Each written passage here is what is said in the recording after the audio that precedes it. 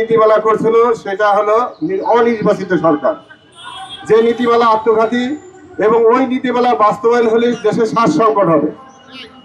এবং আমার বিশ্বাস এবং আমি যতদূর জানি তাদের একটা পরিকল্পনা ছিল যে আগামীতে বিএনপি ক্ষমতায় আসবে, বিএনপিকে একটা জায়গায় দুর্বল করা যাবে, সেটা একটা নীতিমালা, এমন একটা নীতিমালা করা হবে যে নীতিমালা সার সংকট সৃষ্টি হবে। তারা ওই নীতিমালাটা তৈরি করে চলে গিয়েছে। বাস্তবায়ন কত কৌশল দেখেন, তারা বাস্তবায়নের জন্য এই সরকারের দায়িত্ব দিয়েছে, তারা তো চলে গেছে। এবং তারা কতটা কৌশল অবলম্বন করছিল, ঠিক নির্বাচনের আগে নির্বাচনের মনে হয় 15-20 দিন আগে এই নীতিমালা সার্কুলার দিল। তার মানে সার্কুলার দিতে দিতে বিএনপি ক্ষমতা আসার পরে বাস্তবায়ন হবে কার মাধ্যমে? বিএনপির মাধ্যমে। তার মানে দায়টা বিএনপি নিতে হবে। কিন্তু আমরা সচেতন মানুষ যারা জাতীয়তাবাদী শক্তিকে বিশ্বাস করে, তারা এই নীতিমালা বাস্তবায়ন হতে দেবে না। আমি মাননীয় কৃষিমন্ত্রী মহোদয়ের সাথে 3 টাইম আলোচনা করেছি, 3 বার। প্রথম করেছি আমি 23 তারিখে, নীতিমালা সম্পর্কে ওনাকে বলা হয়েছে। কিন্তু এখনো আমাদের যে মূল আমলা, যে নীতিমালা 2025-এর নীতিমালার মূল লোক ছিলেন ডক্টর এমদাদুল্লাহ কৃষি সচিব, তিনি নিয়মতান্ত্রিকভাবেই সে অবসরে গিয়েছে। কিন্তু তার একটা পরিচয় আছে, তিনি কিন্তু মুজিব শতবর্ষ উদযাপন কমিটির সদস্য সচিব ছিলেন, অনেকেই জানেন। জানি না, উনি হয়তো তাদেরই কাজ করার জন্য এই নীতিমালা করছিল।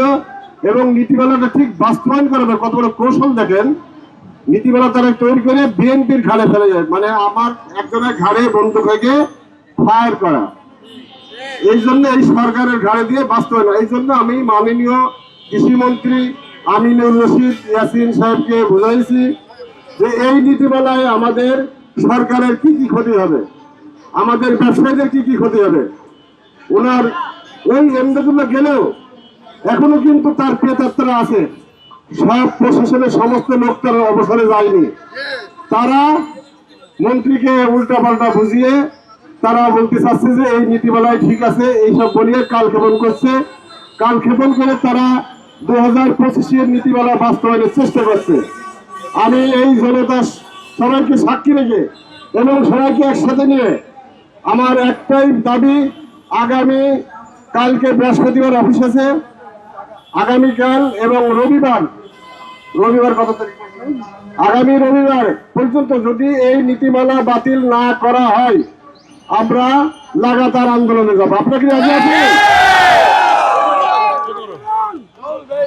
আমরা যদি এই দাবি নীতিমালা 25-এর নীতিমালা বাতিল আগামীকাল অফিস আছে, সরকার করতে পারে, অথবা আরেকটা দিন সময় দেওয়া হবে, যেটা রবিবার 15 মার্চ, রবিবারের ভিতরে যদি এই নীতিমালা বাতিল না করা হয়, আমরা লাগাতার কর্মসূচিতে যাব। আপনারা কি রাজি আছেন?